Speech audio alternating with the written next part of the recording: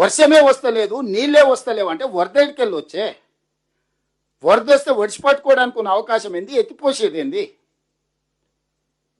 ఈ ప్రాజెక్టే ప్రాణహిత చేవెళ్ళ కావచ్చు, లేకపోతే పేరు మార్చిన కాళేశ్వరం కావచ్చు, అత్యధిక వర్షము వరద తుఫాన్ వచ్చినప్పుడు 2-3 వేల టీఎంసీ సముద్రంలో కలుస్తున్నాయి. ఎంబడెంబడే ఇందులోకి వెళ్ళి పంపులు, లిఫ్టులు, బ్యారేజ్లతో ఎత్తిపోసి శ్రీపాద ఎల్లంపల్లి నుంచి బయటికి తీసుకొచ్చి మల్లన్న సాగరు, కొండపోచమ్మ, రంగనాయక సాగరు, రకరకాల రిజర్వాయర్లు అప్ టు చేవెళ్ళ వరకు నీళ్లు ఫటాఫట్గా తరలించేసి అన్ని పంపులు, లిఫ్టులు పనిచేపించి ఆ నీళ్లు తీసుకెళ్లి రిజర్వాయర్లలో నల్లు వచ్చినప్పుడు మనం ఇంట్లో బిందెలలో, కుండలలో, చెంబులలో, లేకపోతే బకెట్లలో పట్టి పెట్టుకుంటాం. గంట సేపు నల్లు వస్తే ఏం చేస్తాం?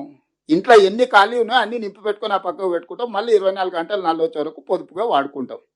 ఇదే సూత్రం ప్రాణహిత చేవెళ్ళ కావచ్చు, లేకపోతే ఈరోజు కాళేశ్వరం. ప్రాణహిత నది గోదావరిలో కలిసిన తర్వాత పారుతున్న గోదావరిది. ఇది ఇప్పుడు మనం కన్నెపల్లి పంప్ హౌస్ దగ్గర ఉన్నాం. కొద్దిగా ఇక్కడ నుంచి అవతల కిందికి మేడిగడ్డ బ్యారేజ్ ఉంటుంది. అయితే ఇప్పుడు మేడిగడ్డ బ్యారేజ్ తెరిచింది, గోదావరి పారుతా ఉన్నది. బ్యారేజ్ నిలకడగా అట్లనే ఉంది, బ్యారేజ్కి ఏం కాలేదు. గోదావరి నీళ్లు బ్యారేజ్ దాటుకొని కిందికి పోతా ఉంది. అదొక పాయింట్. రెండో పాయింట్, ఇప్పుడు ఈ పారే గోదావరి నుంచే కన్నెపల్లి పంప్ హౌస్ కు నీళ్లు వస్తుంది. యాక్చువల్ గా 92 మీటర్స్ లెవెల్ నుంచి కన్నెపల్లి పంప్ హౌస్ కు నీళ్లు తీసుకోవచ్చు. ఇప్పుడు 102 మీటర్స్ లెవెల్ ఉన్నది. అంటే 10 మీటర్ల నీళ్లు కన్నెపల్లి పంప్ హౌస్ లోకి రావచ్చు. 10 మీటర్ల ఎత్తులో ఉంది, ఇంకా నీళ్లు ఉన్నాయి 10 మీటర్లు. అంటే మేడిగడ్డ బ్యారేజీ క్లోజ్ చేయకున్నా పారే గోదావరి నుంచే నీళ్లు తీసుకునే అవకాశం ఉన్నది. 10 మీటర్ల మేర నీళ్లు తీసుకునే అవకాశం ఉంది. ఇప్పుడు మనం ఇక్కడ Kannepalli pump house approach channel దగ్గర ఉన్నాం. ఇది అప్రోచ్ ఛానల్, అదేమో పంప్ హౌస్. ఆ పంప్ హౌస్ గేట్లు అవి.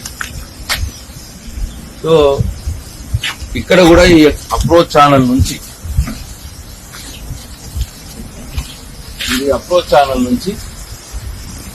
ఈ పంప్ హౌస్ కి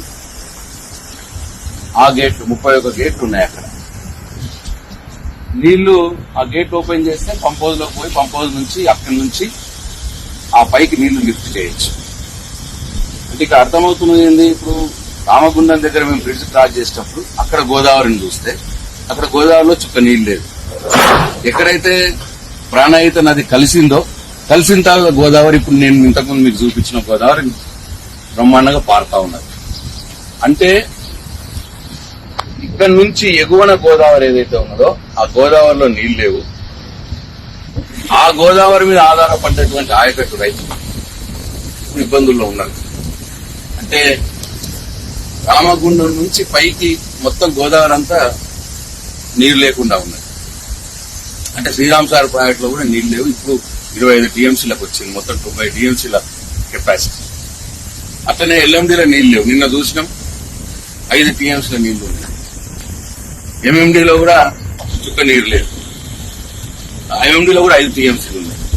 ఆ పైన ఇంకా దేంట్లో కూడా మల్లన్న సాగర్ కావచ్చు, కొండపోచమ్మ సాగర్ కావచ్చు, రంగనాయక సాగర్ కావచ్చు, దేంట్లో కూడా నీళ్లు లేవు. సో ఆ ఆయకట్టుదారులు అందరి గురించి వెయిట్ చేస్తా ఉన్నారు. డిఫిషియెంట్ వర్షపాతం ఉన్నది. అటో ఇటో పడి మనం నాట్లేసినారు, బోర్ల మీద ఆధారపడి మన బోర్లు నడుస్తాయా నడవవా భయంతో ఉన్నారు, ఆందోళనతో ఉన్నారు. కాబట్టి ఇవాళ ఇక్కడ నుంచి కన్నెపల్లి పంప్ హౌస్ నుంచి నీళ్లు లిఫ్ట్ చేసి ఆ ఎగువ గోదావరి మీద ఆధారపడ్డటువంటి ప్రతి ఇటు ఎల్లంపల్లికి పంపించి, ఎల్లంపల్లి నుంచి ఎల్ఎండికి పంపించి, వరదకాలలో వేసి, వరదకాలం నుంచి ఎంఎండికి పంపించి, అట్లనే వరదకాలం నింపి దాని నుంచి మళ్లీ ఎల్ఎండి నుంచి పైకి మిగతా రంగనాథ సాగర్ కావచ్చు, మల్లన్న సాగర్ కావచ్చు, కొండపోచమ్మ సాగర్ కావచ్చు, అవన్నీ కూడా నింపుకునే అవకాశం ఉంది. దాదాపు 140 టీఎంసీలు నింపుకునే అవకాశం ఉంది. కాబట్టి ప్రభుత్వం ఇప్పటికైనా ముందు పట్టు వీడాలి. ఆ మీద ఉన్న కోపంతో రైతులు శిక్షించదు. నీళ్లు ఇంత క్లియర్ గా కనిపిస్తా ఉన్నాయి. కాబట్టి నీళ్లను ఇమీడియట్ గా లిఫ్ట్ చేసి రైతులను ఆదుకోవాలని చెప్పి డిమాండ్ చేస్తాం.